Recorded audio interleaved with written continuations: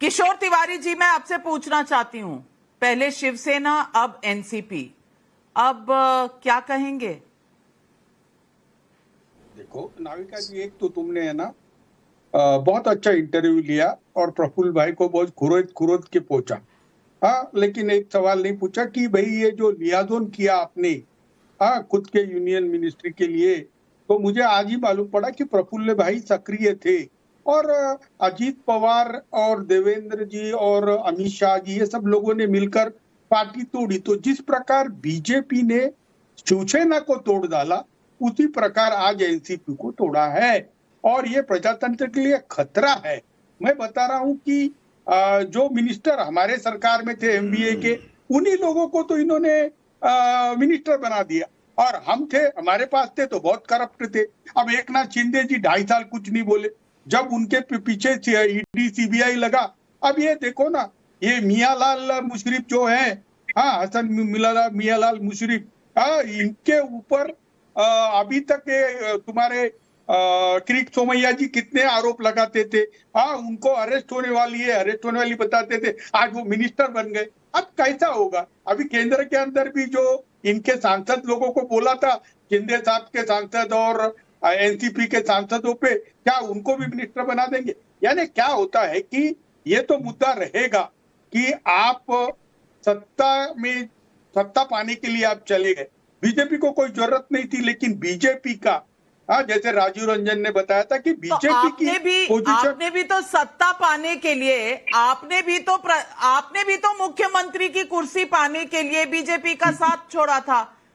जो बाला साहब ठाकरे कांग्रेस के बारे में कहते थे, उसी कांग्रेस के साथ आपने हाथ मिलाया था। आप करें तो ठीक ठाक, और कोई करे तो उसका कैरेक्टर ढीला हो जाता है। महेश तापसे जी, आज आरोप लगाया है किशोर तिवारी जी ने मुशर्रफ जी के बारे में, जवाब दीजिए कि क्या ये ईडी सीबीआई के प्रेशर से अलायंस हुई है बीजेपी के साथ?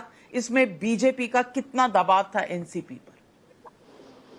गुड इवनिंग नाविका जी, मुझे नहीं पता कि जो विधायक हमारे थे उनके क्या कंपल्शंस थे, but Operation Lotus has been in full bloom across the country, whether it was Karnataka, whether it's West Bengal, whether it was Goa, Madhya Pradesh, Rajasthan, and of course in Maharashtra. पिछले साल वही शिवसेना के साथ हुआ, आज हमारे साथ।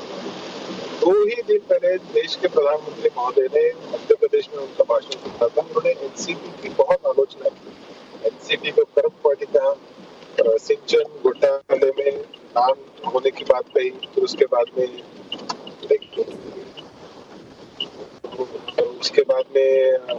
Bank scam के अंदर एनसीपी का नाम है ऐसा कहा। और आज उसी बीजेपी ने हमारे 9 विधायकों को, एक हिसाब से हमारे पे जो आरोप लगे थे वो टूट गए असल में। समझो क्या, ये मुझे समझ नहीं आया।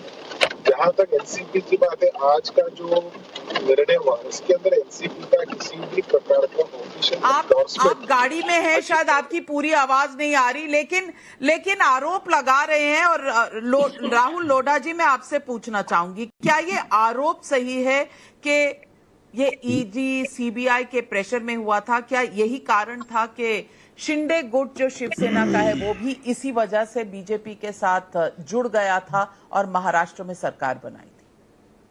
नमस्कार, पहले तो मेरा छोटा सा करेक्शन करना चाहता हूँ। मेरा नाम राहुल लोंढे है, लोढ़ा नहीं है, लोढ़ा बीजेपी है, मैं शिवसेना में हूँ। माफ कीजिएगा, लोंढे जी लोढ़ा जी हो गया। तिवारी साहब का मैं बयान सुना था। तिवारी साहब बहुत बड़े देशभक्त है। एक पुरावा, एक प्रूफ या कोई सबूत बोलते हैं कि एकनाथ शिंदे साहब को ईडी की नोटिस मिली थी, कि एकनाथ शिंदे साहब ईडी के नोटिस से डर के वो भाजपा के साथ चले गए। देखिए, महाराष्ट्र में बाला साहब ठाकरे जी रहने दो, आडवाणी जी रहने दो, वाजपेयी रहने दो, प्रमोद महाजन रहने दो या गोपीनाथ मुंडे रहने दो, इन्होंने एक नेचुरल अलायंस बनाई थी। हिंदुत्व के मुद्दे में देश में अलायंस काम कर रही थी और पिछले 25 साल से काम कर रही थी। और अभी जी रवि का आपने जो बताया कि एकनाथ शिंदे साहब के ऊपर आरोप लगाते, उनको बहुत सारा दिया, ईडी मिनिस्ट्री दिया, लेकिन पद की लालसा उद्धव ठाकरे को थी और अपने पिताजी का जो हिंदुत्ववादी विचार था, अपने पिताजी की जो हिंदुत्ववादी सपना था, अपने पिताजी का जो बाला साहब ठाकरे जी का कश्मीर में या जम्मू कश्मीर में 370 कलम हटाने का एक उनका सपना था, अयोध्या में राम मंदिर बनाने का उनका सपना था, ये मोदी साहब पूरा कर रहे हैं। ये अमित शाह पूरा कर रहे हैं। अगर मोदी साहब, अमित शाह ये बाला साहब ठाकरे जी का सपना पूरा कर रहे हैं, तो एकनाथ शिंदे साहब जो बाला साहब ठाकरे जी के विचार आगे लेके जा रहे हैं, तो भाजपा के साथ ही जाएंगे ना, मोदी साहब के साथ ही जाएंगे। आज राष्ट्रवादी का बड़ा गुट, राष्ट्रवादी कांग्रेस ही, गुट नहीं बोलूंगा मैं, राष्ट्रवादी कांग्रेस को भी आज आदरणीय नरेंद्र मोदी जी के विचार को एक्सेप्ट कर रहे हैं कि देश के सबसे बड़ा नेता मोदी जी है, विश्व में सबसे बड़ा नेता मोदी जी है, जिन्होंने विश्व में भारत का नाम पूरा रोशन किया है। एक भारत महासत्ता की तरफ अपना हिंदुस्तान, अपना भारत जा रहा है, ये राष्ट्रवादी कांग्रेस को भी आज पता चला है। नविका जी, आज मैं शरद पवार जी की प्रेस कॉन्फ्रेंस देख रहा था, पवार साहब की प्रेस कॉन्फ्रेंस देख रहा था, उन्होंने दो लफ्ज का बहुत बड़ा उपयोग किया, एक नीति और दूसरा धोखा। उन्होंने सीधा आरोप लगाया कि प्रफुल्ल पटेल ने धोखा दिया है, और अजित पवार जी ने जो आज बगावत की है पार्टी से, वो पार्टी की नीति में नहीं है।